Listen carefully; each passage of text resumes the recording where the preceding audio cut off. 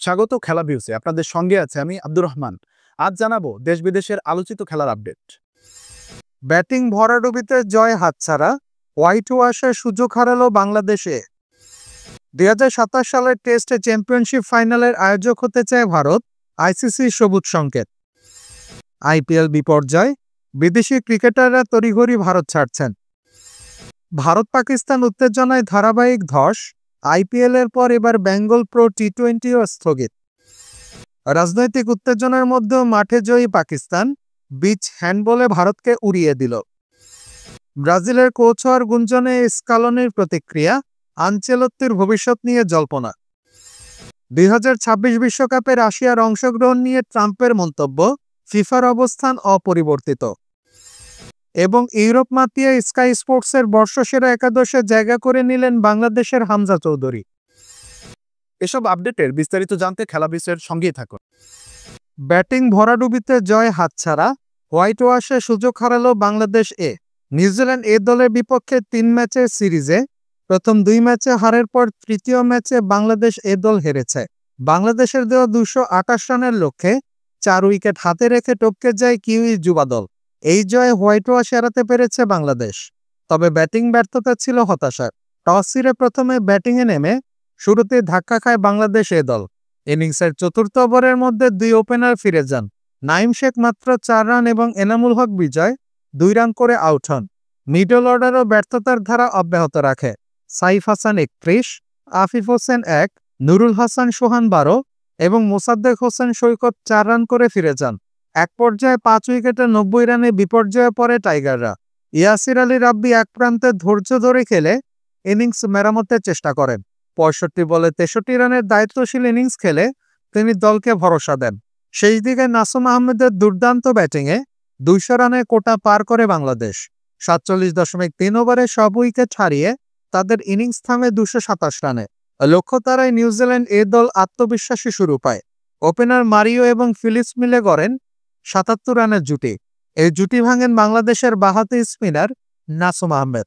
তার ফুলার লেন্থে ডেলিভারিতে reverse sweep করতে গিয়ে মারিও এলবিডব্লিউ হন 33 রানে। নাইম ফিরান ফিলিপসকে 34 রানে।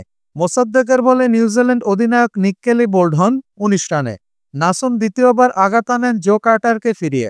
নাইম ও মোসাদ্দেক মিলে ফেরান মোহাম্মদ আব্বাস ও কার্টিস সিফিকে। 166 রানে 6 উইকেট হারিয়ে চাপে পড়ে নিউজিল্যান্ড। তবে ডিন ফক্সক্রফট এবং জ্যাক ফক্স ঠান্ডা মাথায় খেলে দলকে জয়ের পথে নিয়ে যান। ফক্সক্রফট 36 এবং ফক্স 28 রানে অপরাজিত থেকে 4 উইকেট হাতে রেখে লক্ষ্যে পৌঁছান। ক্রীড়া বিশ্লেষকরা মনে করছেন বাংলাদেশের ব্যাটিং ব্যর্থতা এই ম্যাচে হারের বড় কারণ। তবে ইয়াসির এবং নাসুমের প্রচেষ্টা দলকে লড়াইয়ে রেখেছিল। বোলিংয়ে নাসুম ও মোসাদ্দেক চেষ্টা করলেও শেষ রক্ষা হয়নি। সিরিজে হার সত্ত্বেও হোয়াইট ওয়াশ এড়ানো টাইগারদের জন্য স্বস্তি। বাংলাদেশের দল এখন এই সিরিজ থেকে শিক্ষা নিয়ে ভবিষ্যৎ ম্যাচের জন্য প্রস্তুতি নেবে। ক্রিকেট প্রেমীরা আশা করছেন তারা ব্যাটিংয়ের ধারাবাহিকতা ফিরিয়ে আনবে। 2027 সালের টেস্ট চ্যাম্পিয়নশিপ ফাইনালের আয়োজক হতে চায় ভারত, আইসিসি সবুজ সংকেত। আন্তর্জাতিক ক্রিকেট কাউন্সিল আইসিসির টেস্ট চ্যাম্পিয়নশিপ ফাইনাল গত 2 বার 2021 ও 2023 সালে ইংল্যান্ডে অনুষ্ঠিত হয়েছে। আগামী 2025 সালে এই ফাইনাল ইংল্যান্ডের লর্ডসে হওয়ার কথা রয়েছে। তবে 2027 সালে এই মর্যাদাপূর্ণ ইভেন্টের ভেন্যু পরিবর্তন হতে পারে। ভারতীয় ক্রিকেট বোর্ড বিসিসিআই ইতোমধ্যে 2027 সালে ফাইনাল আয়োজনের জন্য আগ্রহ প্রকাশ করেছে। ব্রিটিশ সংবাদ মাধ্যম দ্য গার্ডিয়ান এই খবর প্রকাশ করেছে। দ্য গার্ডিয়ান জানায়, গত মাসে জিম্বাবুয়েতে অনুষ্ঠিত আইসিসি চিফ এক্সিকিউটিভস কমিটির বৈঠকে ভারত আনুষ্ঠানিকভাবে এই প্রস্তাব উত্থাপন করে। ভারতের পক্ষে উপস্থিত ছিলেন বিসিসিআইয়ের প্রধান নির্বাহী অরুণ ধুমাল। বৈঠকে আইসিসি ইতিবাচক সাড়া দিয়েছে। বর্তমানে আইসিসির চেয়ারম্যান ভারতের জয় শাহ, যা ভারতের প্রস্তাবের গ্রহণযোগ্যতা আরও বাড়িয়েছে। ধারণা করা হচ্ছে এই প্রস্তাব শিগগিরই আনুষ্ঠানিকভাবে গৃহীত হবে। England and Wales cricket board ECB test championship ফাইনালের বিষয়ে দ্রুত সিদ্ধান্ত নেওয়ার পক্ষে। তবে আইসিসি এখনই চূড়ান্ত সিদ্ধান্ত নিতে চায় না। এর পেছনে একটি বড় কারণ হলো ভারতের মাঠে দর্শক উপস্থিতি। সাধারণত ভারত যদি ফাইনালে না থাকে তাহলে দর্শকদের আগ্রহ উল্লেখযোগ্যভাবে কমে যায়। অন্যদিকে ইংল্যান্ডে স্বাগতিক দল না খেললেও দর্শক উপস্থিতি তেমন প্রভাবিত হয় না। তাই ভারত যদি 2027 সালে ফাইনালে না ওঠে তাহলে ম্যাচটি ইংল্যান্ডে ফিরে যেতে পারে। এর আগে 2021 সালে টেস্ট চ্যাম্পিয়নশিপ ফাইনাল অনুষ্ঠিত হয় হ্যাম্পশায়ারের রোজবোল স্টেডিয়ামে। 2023 সালে ফাইনাল হয় দ্য ওভালে। আগামী 2025 সালে ফাইনাল লর্ডসে অনুষ্ঠিত হবে 21 থেকে 25 জুন। এই ম্যাচে মুখোমুখি হবে অস্ট্রেলিয়া ও দক্ষিণ আফ্রিকা। ক্রিকেট বিশ্লেষকরা মনে করছেন, ভারতের মতো ক্রিকেট প্রিয় দেশে টেস্ট চ্যাম্পিয়নশিপ ফাইনাল আয়োজন টেস্ট ক্রিকেটের জনপ্রিয়তা বাড়াতে পারে। তবে ভারত ফাইনালে না উঠলে দর্শকদের আগ্রহ কমে যাওয়ার আশঙ্কা থেকে যায়। এই বিষয়ে আইসিসি ও বিসিসিআই এর মধ্যে আরও আলোচনা প্রয়োজন। ভারতের সম্ভাব্য ভেন্যু হিসেবে মুম্বাইয়ের ওয়াংখেড়ে স্টেডিয়াম বা দিল্লির অরুণ জেটলি স্টেডিয়ামের নাম উঠে আসছে। এই দুই স্টেডিয়ামে বড় আয়োজনের জন্য সুনাম ধরে রেখেছে। তবে ভেন্যু চূড়ান্ত করতে আইসিসি সময় নেবে বলে জানা গেছে। আইপিএল বিপর্যয়, বিদেশি ক্রিকেটাররা তড়িঘড়ি ভারত ছাড়ছেন। ভারত ও পাকিস্তানের মধ্যে চলমান রাজনৈতিক ও সামরিক উত্তেজনার কারণে ইন্ডিয়ান প্রিমিয়ার লিগ আইপিএল 1 সপ্তাহের জন্য স্থগিত করা হয়েছে। পাকিস্তানের ড্রোন ও ক্ষেপণাস্ত্র হামলার লক্ষ্যবস্তু হচ্ছে উত্তর ভারতের বড় শহরগুলো। আইপিএল এর বেশিরভাগ ভেন্যু এই অঞ্চলে অবস্থিত। ফলে ভারতীয় ক্রিকেট বোর্ড বিসিসিআই টুর্নামেন্ট স্থগিত করার সিদ্ধান্ত নিয়েছে। বিসিসিআই ও আইপিএল কর্তৃপক্ষ এখন একটি বিকল্প পরিকল্পনা নিয়ে কাজ করছে, যাতে 1 সপ্তাহ পর টুর্নামেন্ট পুনরায় শুরু করা যায়। তবে এই অপেক্ষার মধ্যে আইপিএল এর বিভিন্ন দলের বিদেশি ক্রিকেটার ও কোচিং স্টাফরা ভারত ছাড়তে শুরু করেছেন। ফ্র্যাঞ্চাইজি মালিকরা আশা করছেন, আইপিএল কর্তৃপক্ষ টুর্নামেন্ট পুনরায় শুরু করার ঘোষণা দিলে এই বিদেশি খেলোয়াড়রা ফিরে আসবেন। ভারতীয় সংবাদ মাধ্যম সূত্রে জানা গেছে, বিসিসিআই 1 সপ্তাহ পর আইপিএল পুনরায় শুরু করতে চায়। এর জন্য তারা দক্ষিণ ভারতের 3টি তুলনামূলক নিরাপদ শহর চেন্নাই, বেঙ্গালুরু ও হায়দ্রাবাদে বাকি ম্যাচগুলো আয়োজনের পরিকল্পনা করছে। তবে ফ্র্যাঞ্চাইজি মালিকদের মতে, পরিস্থিতির দ্রুত অবনতি হয় চলতি মাসে আইপিএল মাঠে গড়ানোর সম্ভাবনা খুবই কম। ক্রিকেটারদেরও এমন বার্তা দেওয়া হয়েছে। আইপিএল এর এখনও 16টি ম্যাচ বাকি রয়েছে, যার মধ্যে লিগ পর্ব, প্লে অফ ও ফাইনাল অন্তর্ভুক্ত। এই পরিস্থিতিতে টুর্নামেন্টের ভবিষ্যৎ নিয়ে অনিশ্চয়তা তৈরি হয়েছে। ক্রিকেট বিশ্লেষকরা মনে করছেন, নিরাপত্তার কারণে বিদেশি খেলোয়াড়দের প্রত্যাবর্তন এবং দর্শকদের মাঠে উপস্থিতি নিশ্চিত করা বড় চ্যালেঞ্জ হবে। এদিকে ভারত ও পাকিস্তানের মধ্যে উত্তেজনা ক্রিকেটের উপর ছায়া ফেলেছে।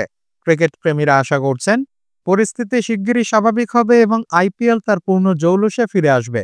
বিসিসিআই এই বিষয়ে আরও হালনাগাদ জানাতে প্রস্তুতি নিচ্ছে।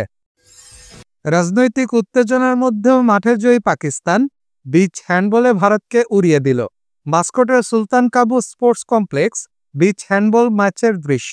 ভারত ও পাকিস্তানের মধ্যে চলমান রাজনৈতিক উত্তেজনার মধ্যেই ওমানের মাস্কাটে শুক্রবার মুখোমুখি হয় দুই দেশের বিচ হ্যান্ডবল দল। 10ম এশিয়ান বিচ হ্যান্ডবল চ্যাম্পিয়নশিপের এই লিগ ম্যাচটি অনুষ্ঠিত হয় সুলতান কাবুস স্পোর্টস কমপ্লেক্সে। ম্যাচে পাকিস্তান ভারতকে সরাসরি সেটে পরাজিত করে। প্রথম সেটে 34-6 এবং দ্বিতীয় সেটে 36-7 ব্যবধানে জয় পায় পাকিস্তান। ভারতীয় দল কোনো সেটেই প্রতিদ্বন্দ্বিতা করতে পারেনি। ম্যাচটি শুধু খেলার মাঠেই সীমাবদ্ধ ছিল না, বরং এটি বিতর্কের জন্ম দিয়েছে। ভারতীয় খেলোয়াড়রা ম্যাচের সময় কালো ব্যাজ পরেছিলেন, যা প্রতিবাদের প্রতীক হিসেবে দেখা যায়। কিন্তু এশিয়ান হ্যান্ডবল ফেডারেশন এএইচএফ ও আয়োজকরা তাদের ব্যাজ খুলে ফেলতে নির্দেশ দেন। সূত্র জানায়, আয়োজকরা ভারতীয় কোচিং স্টাফকে সতর্ক করে বলেন, এমন প্রতিবাদ চললে দলকে প্রতিযোগিতা থেকে বাদ দেওয়া হবে। ম্যাচ বয়কটের কথাও ভেবেছিল ভারতীয় দল। দেশে ফিরে জনরোষে শিকার হওয়ার শঙ্কা তাদের মধ্যে কাজ করছিল, কিন্তু এএইচএফ এর করা হুমকির কারণে তাদের মাঠে নামতে হয়। হ্যান্ডবল ফেডারেশন অব ইন্ডিয়ার নির্বাহী পরিচালক আনন্দেশ্বর পান্ডে টাইমস অব ইন্ডিয়াকে বলেন, আন্তর্জাতিক হ্যান্ডবল ফেডারেশন নিয়ম অনুযায়ী ম্যাচে না খেললে আমাদের $10,000 জরিমানা এবং 2 বছরের জন্য নিষিদ্ধ হওয়ার শঙ্কা ছিল। এএইচএফ স্পষ্ট জানায়, ম্যাচে না নামলে এটি অলিম্পিক চার্টারের লঙ্ঘন হবে। আমাদের কোনো বিকল্প ছিল না, ফলে ভারতের 0-2 ব্যবধানে হেরে যায়। 2026 বিশ্বকাপে রাশিয়ার অংশগ্রহণ নিয়ে ট্রাম্পের মন্তব্য, ফিফার অবস্থান অপরিবর্তিত। 2026 সালে ফিফা বিশ্বকাপে রাশিয়ার অংশগ্রহণ নিয়ে সম্প্রতি আলোচনার কেন্দ্রে এসেছেন মার্কিন প্রেসিডেন্ট ডোনাল্ড ট্রাম্প। তিনি মন্তব্য করেছেন, রাশিয়ার জন্য বিশ্বকাপে খেলার সুযোগ হতে পারে ইউক্রেনের সঙ্গে চলমান যুদ্ধ শেষ করার একটি ভালো প্রণোদনা। তবে ফিফা ও উয়েফার বর্তমান নিষেধাজ্ঞার কারণে রাশিয়া এখনও 2026 বিশ্বকাপে অংশ নিতে পারবে না। 2022 সালে ইউক্রেনে রাশিয়ার আগ্রাসনের পর ফিফা ও উয়েফা রাশিয়ার জাতীয় দল ও ক্লাবগুলোকে সব আন্তর্জাতিক প্রতিযোগিতা থেকে অনির্দিষ্টকালের জন্য নিষিদ্ধ করেছে।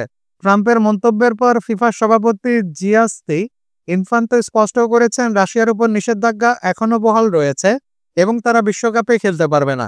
ট্রাম্প পরে জানান, তিনি রাশিয়ার জন্য বিশ্বকাপে সরাসরি অংশগ্রহণের পক্ষে লবিং করছেন না। তবে তিনি মনে করেন এটি যুদ্ধ শেষ করার জন্য একটি সম্ভাব্য প্রণোদনা হতে পারে। বর্তমানে রাশিয়া 2026 বিশ্বকাপের ইউরোপীয় অঞ্চলে বাছাই পর্বে অংশ নিচ্ছেন এবং তাদের নিষেধাজ্ঞা অপরিবর্তিত রয়েছে। ফুটবল বিশ্লেষকরা মনে করছেন, ট্রাম্পের মন্তব্য রাজনৈতিক প্রস্তাবনা হলেও ফিফার অবস্থানে কোনো পরিবর্তন আসেনি। রাশিয়া 2026 বিশ্বকাপে অংশ নিতে পারবে না যদি না ফিফা উয়েফা তাদের নিষেধাজ্ঞা তুলে নেয়। এই পরিস্থিতি ফুটবলের সঙ্গে রাজনীতির জটিল সম্পর্ককে আরও স্পষ্ট করেছে। ফিফা এই বিষয়ে আরও আলোচনার জন্য সময় নেবে বলে জানা গেছে। ফুটবল প্রেমীরা এখন অপেক্ষায় আছেন ফিফার চূড়ান্ত সিদ্ধান্ত কি হয়। ইউরোপ মাতিয়ে স্কাই স্পোর্টসের বর্ষসেরা একাদশে জায়গা করে নিলেন বাংলাদেশের হামজা চৌধুরী। বাংলাদেশি বংশোদ্ভূত মিডফিল্ডার হামজা চৌধুরী এই মৌসুমে অসাধারণ পারফরম্যান্সের জন্য স্কাই স্পোর্টসের বর্ষসেরা দক্ষিণ এশীয় ফুটবলারদের একাদশে জায়গা করে নিয়েছেন। তার এই মৌসুম ছিল দুই ভাগে বিভক্ত। শুরুটা ছিল কঠিন। লেস্টার সিটি শুরুর একাদশে জায়গা পাওয়া ছিল তার জন্য বড় চ্যালেঞ্জ, কিন্তু ধারে শেফিল্ড ইউনাইটেডে যোগ দেওয়ার পর হামজা ফিরে পান তার পুরনো ছন্দ, যা তাকে আবারও আলোচনায় এনেছে। শেফিল্ডের কোচ ক্রিস ওয়াইল্ডার হামজার সামর্থ্যকে পুরোপুরি কাজে লাগিয়েছেন। কখনো মিডফিল্ডে কখনো রাইট ব্যাক হিসেবে খেলে হামজা শেফিল্ডের লাল সাদা জার্সিতে ছিলেন দুর্দান্ত। তার এই পারফরম্যান্স মৌসুমের শেষে তাকে এনে দিয়েছে বিশেষ স্বীকৃতি। স্কাই স্পোর্টসের সাংবাদিক ডেভ ফ্রিহান এবং ব্রিটিশ ও দক্ষিণ এশীয় ফুটবলারদের স্কাউট জোহেব রশিদের বর্ষসেরা তালিকায় হামজা জায়গা করে নিয়েছেন। টানা 2 বছর তিনি একাদশে সেরা মিডফিল্ডার হিসেবে স্থান পেয়েছেন। এই একাদশে নারী ও পুরুষ ফুটবলারদের প্রতিনিধিত্ব রয়েছে। নেপাল বংশোদ্ভূত রাইট ব্যাক অস্মিতা আলী, ভারতীয় বংশোদ্ভূত মিডফিল্ডার মিলি চন্দ্রানা এবং স্ট্রাইকার সিমরান জামাতা নারী ফুটবলার হিসেবে এই তালিকায় জায়গা পেয়েছেন। 4-3-3 ফরমেশনে গড়া এই দলে হামজা মিডফিল্ডে খেলেছেন মিলি চন্দ্রানা এবং পাকিস্তানি বংশোদ্ভূত জিদান ইকবালের সঙ্গে। বাংলাদেশের একমাত্র প্রতিনিধি হিসেবে হামজা মাঠের পারফরম্যান্সে সবাইকে ছাড়িয়ে গেছেন। ইউরোপিয়ান ফুটবলে ব্রিটিশ ও দক্ষিণ এশীয় ফুটবলারদের এই বর্ষসেরা একাদশ প্রতি বছরই তৈরি করা হয়। এই তালিকায় অন্যান্য খেলোয়াড়দের মধ্যে রয়েছেন জসবীর সিং, মেল বেনিং, ক্যাম ক্যান্ডোলা, ডেনি ভট্টো, ডিলান মার্কান্দে এবং ব্রেন্ডন খেলা। একাদশ দক্ষিণ এশীয় বংশোদ্ভূত ফুটবলারদের প্রতিভাকে বিশ্বের কাছে তুলে ধরে। একটি সুপার কম্পিউটারে ভবিষ্যৎবাণী অনুযায়ী হামজা শেফিল্ড ইউনাইটেড এই মৌসুমে প্রিমিয়ার লিগে উঠতে পারে। এই সম্ভাবনায় হামজার অবদান গুরুত্বপূর্ণ। বাংলাদেশের ফুটবল ভক্তরা হামজার এই অর্জনে গর্বিত। তার এই সাফল্য তরুণ ফুটবলারদের জন্য অনুপ্রেরণা। ক্রীড়া বিশ্লেষকরা মনে করছেন, হামজার ধারাবাহিক পারফরম্যান্স তাকে ইউরোপিয়ান ফুটবলে আরও উঁচুতে নিতে হবে। বাংলাদেশের ফুটবল ইতিহাসে তার এই স্বীকৃতি একটি মাইলফলক। এই ছিল এখনকার মতো। খেলার আরও আপডেট জানতে চোখ রাখুন অফ স্পোর্টসের ফেসবুক পেজে এবং সাবস্ক্রাইব করুন অফ স্পোর্টসের ইউটিউব চ্যানেলে। অফ স্পোর্টসের সাথেই থাকুন। এই ছিল এখনকার মতো। খেলার আরও আপডেট জানতে চোখ রাখুন অফ স্পোর্টসের ফেসবুক পেজে এবং সাবস্ক্রাইব করুন অফ স্পোর্টসের ইউটিউব চ্যানেলে। অফ স্পোর্টসের সাথেই থাকুন।